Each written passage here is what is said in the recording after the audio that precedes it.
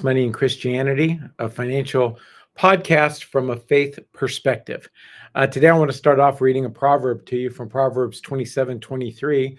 Be thou diligent to know the state of thy flocks, and look well to thy herds, for riches are not forever, and doth the crown endure to every generation. So, what is that Proverbs telling us? You have to know your numbers. You have to know how something is working. There's a TV program here in the United States called Shark Tank. The sharks are very rich people that will buy into people's business ideas. And so on this television show, a person will come on, they'll pitch their business and what they want as a partner. And then the sharks look at it and they'll ask them questions and make a determination if they want to make an offer to be part of their business.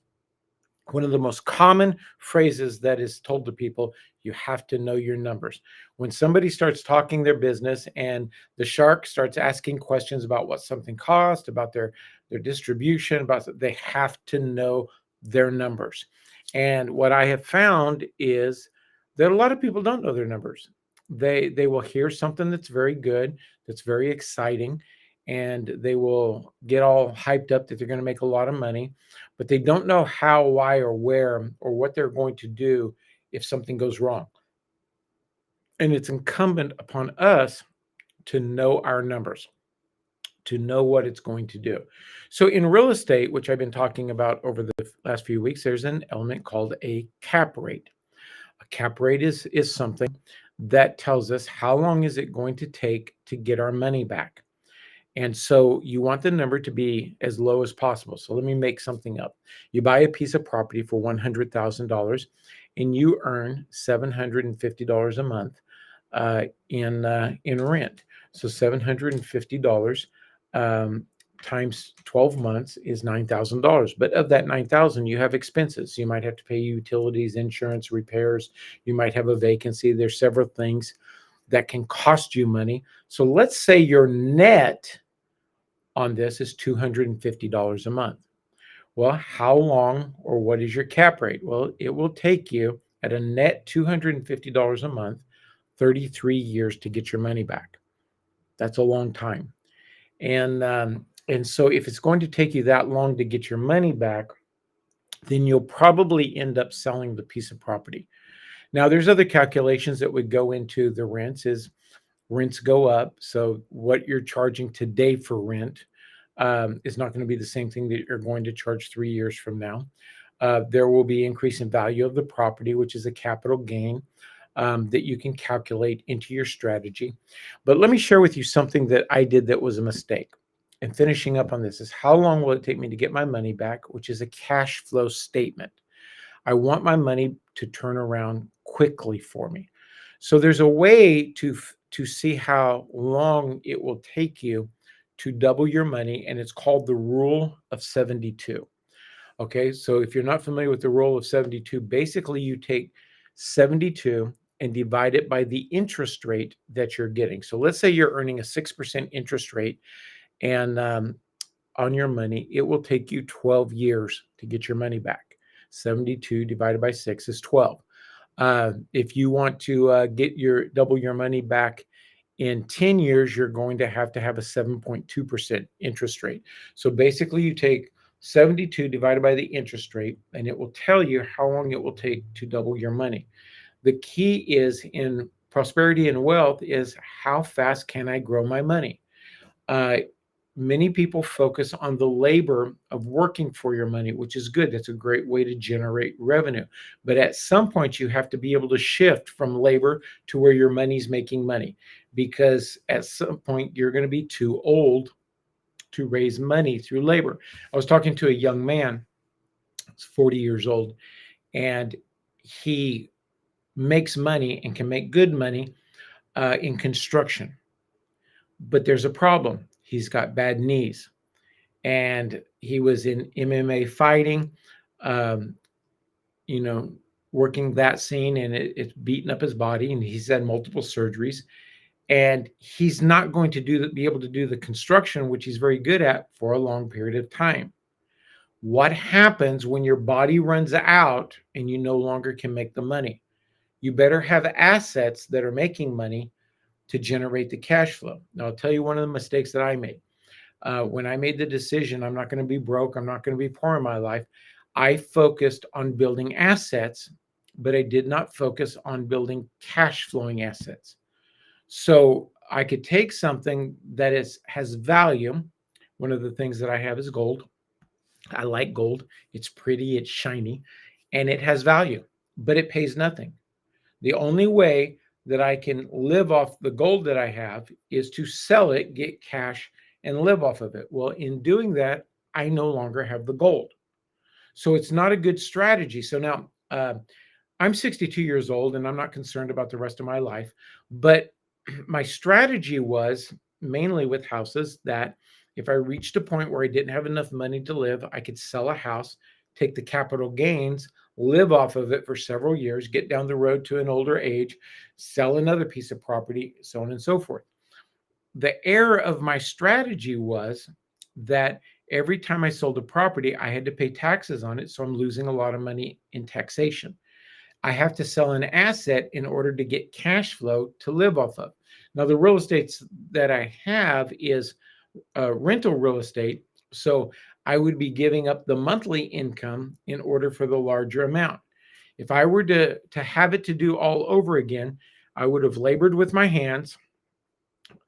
Basically, the work I've been in is with my mind. So laboring with my mind to generate cash flowing assets, so that when I got to the age that I am right now, I had enough cash flowing assets that I would never have to sell an asset. I would just keep the cash flowing on the way that I want it. How are you going to do that? Well, you have to take a step back and you have to have a strategy where you know your numbers. How often will it take me to double my money? So if I can double my money every 10 years and I have, let's say I'm 20 years old and I want to double my money till I'm 70 and I double it every 10 years, I've only got 5 segments that I can double it. So I'm going to have to be very cash heavy up front so that I can double larger amounts of money. But a lot of people don't sit and look at what they're trying to do. They'll say something like, well, hey, I put my money in a savings account and I'm getting 5% on it. What does that mean to you and how are you going to build it? The same thing with, I'm working with a young 18-year-old girl right now, and we're building a stock portfolio that there's no plans to sell it. What we want to do in very healthy companies is build enough stocks that the dividends will pay enough that when she gets 70 years old, it's enough to live off of.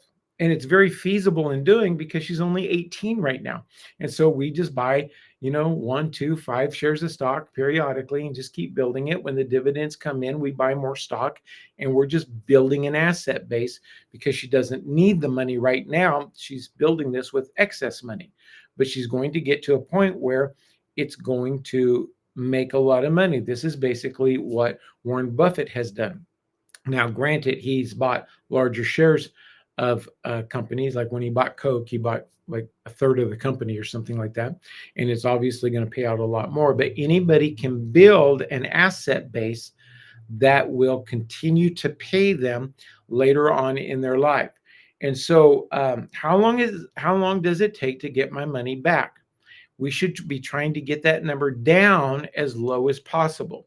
So on a cap rate on real estate, I try to get less than 10, or where I double my money in less than 10 years.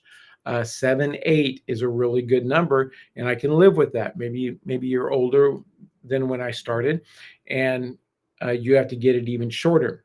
It's hard. You got to find the deal. You got to make the deal, but you have to know your numbers going in. I've flipped houses before. What does that mean? Or I buy a house that's in kind of poor shape and then fix it up and then sell it at a profit. Now, here's the problem that I faced. I'm not good with a hammer and a nail, sawing. I can't do that kind of work. I'm not good at it. So I have to pay people to do it.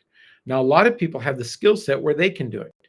So they can go in and they can fix it up and turn around and resell it and make a lot of money. I had to have better deals because I had to hire somebody to do the work for me.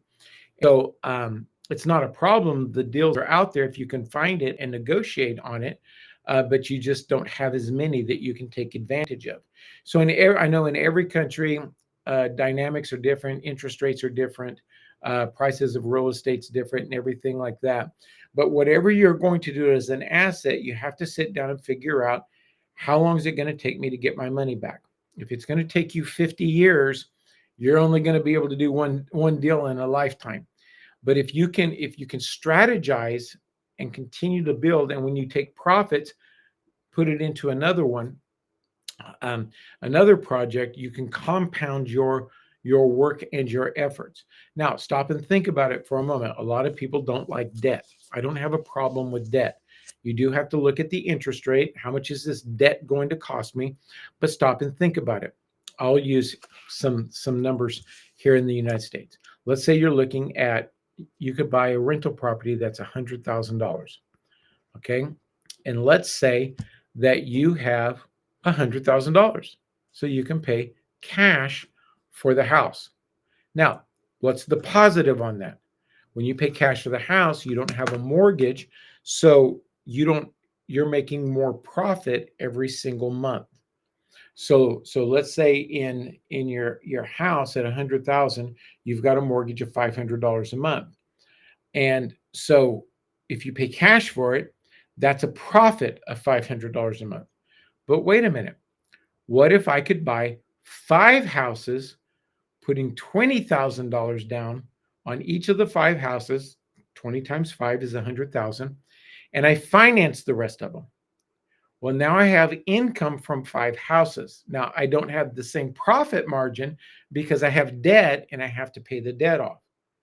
But what's going to happen down the road as rents go up, as mortgages get paid off?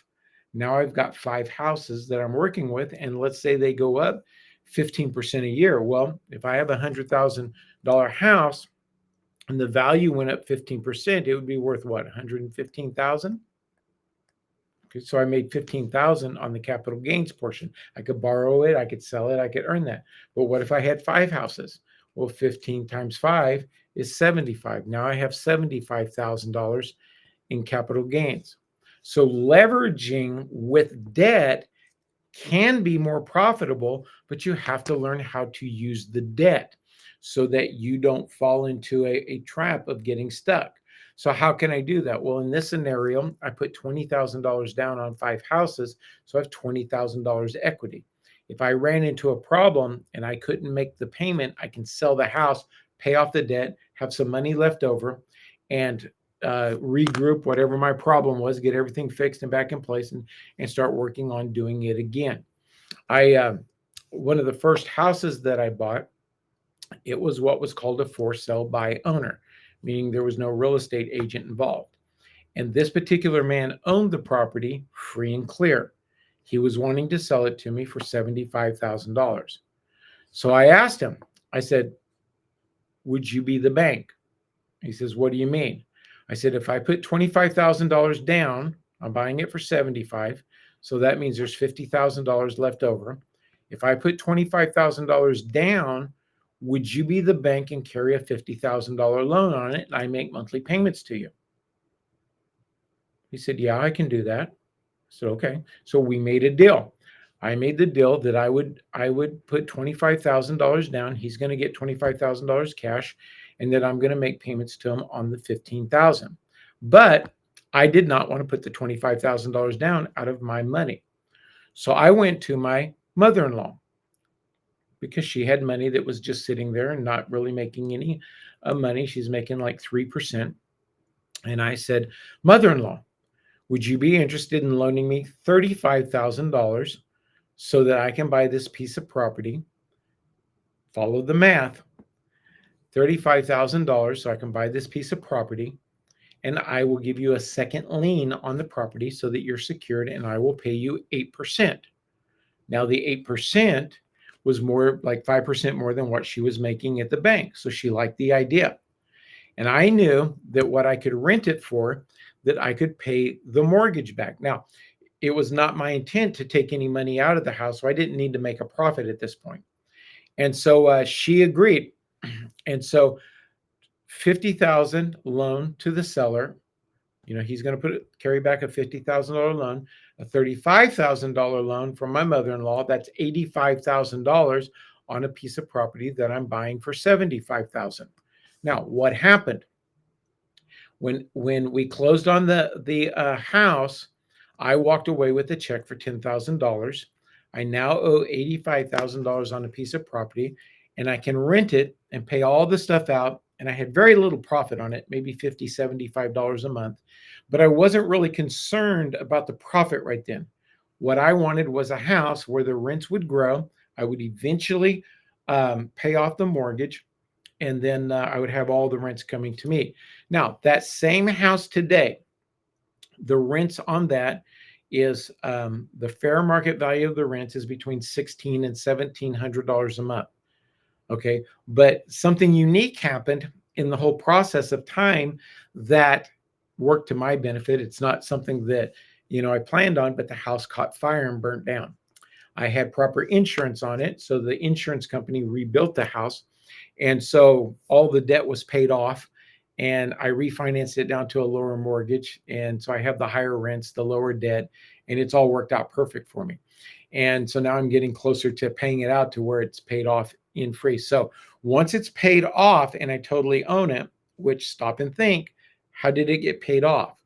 It's getting paid off by renters giving me rent. I'm not the one paying the debt off. So how we look at money is going to determine how much money we can make. I took that $10,000 and I put it into the account that I have for this particular house so that I had the working capital. If I needed to do repairs or do anything, I could do it. Even if there was a vacancy in it, I had cash that I could still make the mortgage payments and not get behind. And it's worked out perfectly. I've owned the house now for like 14 years. And so everything is going great on it. But if you know your numbers and you have a plan and a strategy, you know what to do if something doesn't go the right way, you can always make it work. And I would focus on cash flowing assets so that you're building money where your money is making money that you can live off. Thank you for being with me, and I look forward to seeing you next week.